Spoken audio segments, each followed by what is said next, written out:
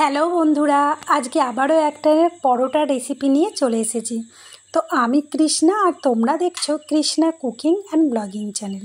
তা আজকে আমি তৈরি করব ছোলার ডালের পরোটা। তো ছোলার ডালের পরোটা বানানোর জন্য এখানে আমি নিয়েছি 2 বাটি আটা আর নিয়েছি 1 বাটি ময়দা। দিয়ে দিলাম 1 চামচ চিনি, স্বাদ অনুযায়ী লবণ আর হাফ চামচ জোয়ান আর রিফাইন তেল। এবার খুব ভালো করে তেলটা ময়দার সাথে মিশিয়ে নিলাম। এবার অল্প অল্প জল দিয়ে ময়দাটা খুব ভালো করে মেখে নেব। তো এখানে আমি 2 বাটি আটা দিয়েছি আর 1 বাটি ময়দা দিয়েছি। তোমরা চাইলে শুধু ময়দা বা শুধু আটারও করতে পারো, তবে এই মিক্স করে এই পরোটাটা খেতে কিন্তু বেশি ভালো লাগে।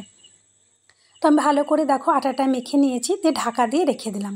এবার যেহেতু ছোলার ডালের পরোটা, তাই প্রথমেই দেখো এখানে আমি ছোলার ডাল নিয়েছি 1 বাটি মতো। ডালটা খুব ভালো করে ধুয়ে প্রেসারের মধ্যে দিয়ে দিলাম আর অল্প একটু লবণ দিয়ে দিলাম যাতে তাড়াতাড়ি সেদ্ধ হয়। অল্প একটু হলুদ দিলাম রঙের জন্য আর দিয়ে দিলাম অল্প একটু তেল, যাতে প্রেসারের বাইরে জলটা বেরিয়ে না আসে। এবার এটা আমি 80% মতো ডালটাকে সেদ্ধ করে নেব, পুরোপুরি কিন্তু সেদ্ধ করব না। আর ডালের যে মশলাটা লাগবে সেই মশলাটা এখন ভেজে নেব। যেহেতু এটা নিরামিষ, তাই এই মশলাটা কিন্তু অবশ্যই ডালের মধ্যে দিতে হবে, নইলে কিন্তু পরোটা খেতে একদমই ভালো লাগবে না। তো এখানে আমি গোটা জিরে, গোটা ধনে, গোটা মৌরি, শুকনো লঙ্কা আর গোটা গরম মশলা একটু শুকনো খোলায় ভেজে নিলাম।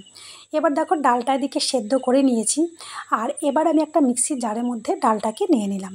এবার এটা আমি খুব ভালো করে একদম পেস্ট করে নেব, যাতে একটাও দানা না থাকে। তো ভালো করে পেস্ট করা হয়ে গেছে। এবার আমি কড়াইয়ে বসিয়ে দিয়েছি গ্যাসের মধ্যে আর দিয়ে দিলাম অল্প পরিমাণ সরিষার তেল। তেলটা গরম হয়ে এসেছে, দিয়ে দিলাম একটা কাঁচা লঙ্কা। কাঁচা লঙ্কাটা একটু গ্রেট করে দিলাম আর নিয়েছি অল্প একটু আদাটাকেও গ্রেট করে দিলাম। এবার ভালো করে আদা আর এই কাঁচা লঙ্কাটা একটু তেলের মধ্যে ভেজে নিতে হবে। তো দেখো খুব ভালো করে কিন্তু ভেজে নিয়েছি। এবার আমি যে ডালটা পেস্ট করে রেখেছি সেই ডালটা দিয়ে দিলাম।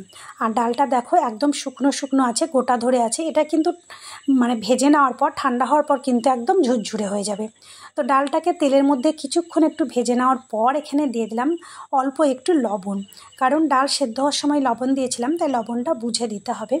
আর মিষ্টির জন্য এখানে 1 চামচ চিনি দিয়ে দিলাম আর যে ভাজা মশলাটা ভেজে রেখেছিলাম সেটা 2 চামচ দিয়ে দিলাম অল্প একটু ধনেপাতা কুচি। এবার খুব ভালো করে সমস্ত কিছু ডালের সাথে একটু মিশিয়ে নিতে হবে। তো খুব ভালো করে মেশানো হয়ে গেছে, ডালের পুরটা কিন্তু রেডি। এবার দেখো এখানে আমি আটা থেকে লেচি কেটে নিয়েছি, একটা লেচি নিয়ে নিলাম।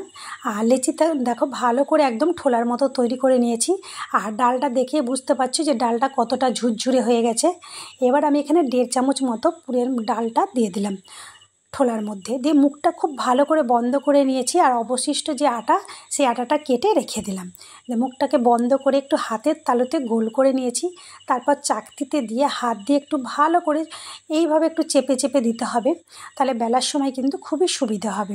আর এই পরোটাটা খুব বেশি পাতলাও করব না আর খুব বেশি মোটাও করব না। আর এই পরোটাটা খেতে কিন্তু অসাধারণ লাগে। আর হ্যাঁ, আটা মাখার সময় যে জোয়ানটা দিয়েছিলাম, জোয়ানটা দিলে কিন্তু ভুললে কিন্তু হবে না, জোয়ানটা কিন্তু দিতেই হবে। জোয়ান যেমন হজম শক্তি বাড়ায়, তেমনি কিন্তু স্বাদও লাগে খুব সুন্দর। তাই এই পরোটাতে জোয়ান অবশ্যই দিতে হবে। তো তোমাদেরকে আমি প্রথমে আগে পরোটাগুলো তৈরি করে দেখিয়ে দেব, তারপর কিন্তু ভাজবো। তো আমি কয়েকটা পরোটা প্রথমে তৈরি করে নিচ্ছি। তো দেখো প্রথমে একটা বেলে নিয়েছি, তারপর আবারও একটা লেচি নিয়ে নিলাম। দেখো খুব সুন্দর করে একটা ঠোলা তৈরি করে নিয়েছি। আবারও 1.5 চামচ মতো এখানে আমি পুর দিয়ে দিলাম। এর থেকে বেশি যদি দিই তাহলে কিন্তু পরোটা বেলার সময় ফেটে যেতে পারে, তার জন্য এখানে 1.5 চামচ মতোই দিয়েছি। আর এই পরোটাটা খেতে কিন্তু অসাধারণ লাগে বন্ধুরা, কারণ এর আগে তোমাদের সাথে আমি ছোলার ডালের কচুরির রেসিপি শেয়ার করেছি। এই প্রথম পরোটা রেসিপি শেয়ার করছি ছোলার ডালের। তো এই পরোটাটা খেতে কিন্তু অসাধারণ লাগে। তো তোমরা অবশ্যই একবার এই পরোটাটা খেয়ে দেখবে ভীষণ ভালো লাগবে। তো দেখো আরও একটা পরোটা আমি কিন্তু বেলে নিলাম। আর এই পরোটাটা কিন্তু একটু হালকা হাতে বেলবে, খুব বেশি চাপ দিলে কিন্তু ফেটে ডাল বেরিয়ে যেতে পারে, তাই হালকা হাতে বেলে নেবে। তো আরও একটা পরোটা আমি তৈরি করছি। এইভাবে আগে পরোটাগুলো বেশ কয়েকটা পরোটা তৈরি করে নেব, তারপর কিন্তু একসাথে পরোটাগুলোকে ভেজে তোমাদেরকে দেখাবো। তো পরোটা কিন্তু 3টেই রেডি হয়ে গেছে। আর এই দিকে কিন্তু আমি গ্যাসের মধ্যে দেখো গরম করতে দিয়ে দিয়েছি। এবার গরম হয়ে গেছে, এবার আমি দিয়ে দিলাম এখানে পরোটাটা। আর খুব সুন্দরভাবে কিন্তু আমি চাটুটা গরম করে নিয়েছি। আর এটা একদম মিডিয়াম হিটে রেখে ভাজবো, হাই হিটে কিন্তু পরোটাটা ভাজবো না, মিডিয়ামে রেখে ভাজবো।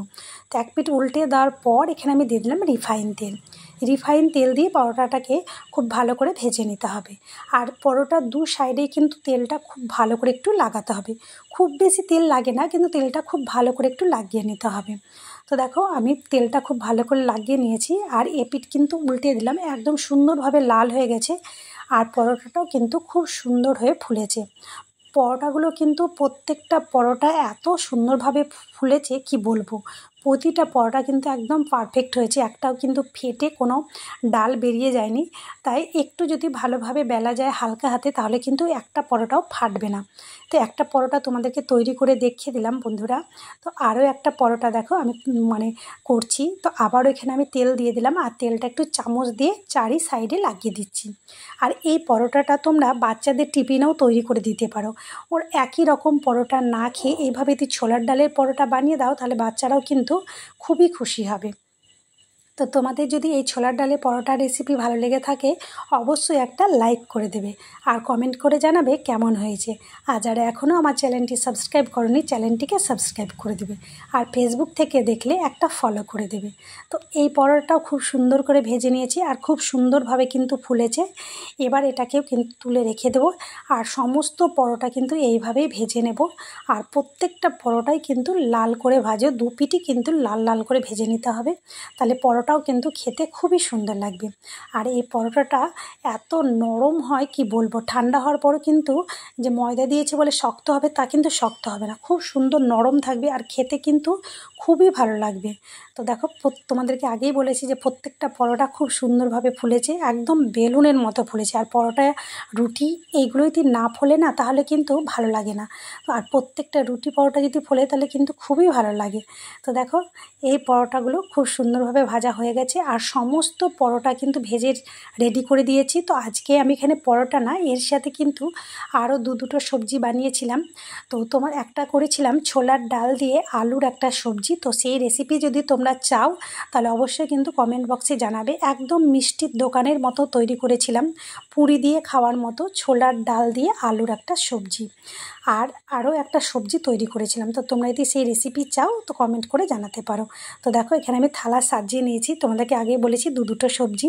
তো তোমাদেরকে কেমন লাগলো এই ভিডিও অবশ্যই কমেন্ট করে জানাবে। আজকের মতো ভিডিও এখানেই শেষ করলাম, বাই।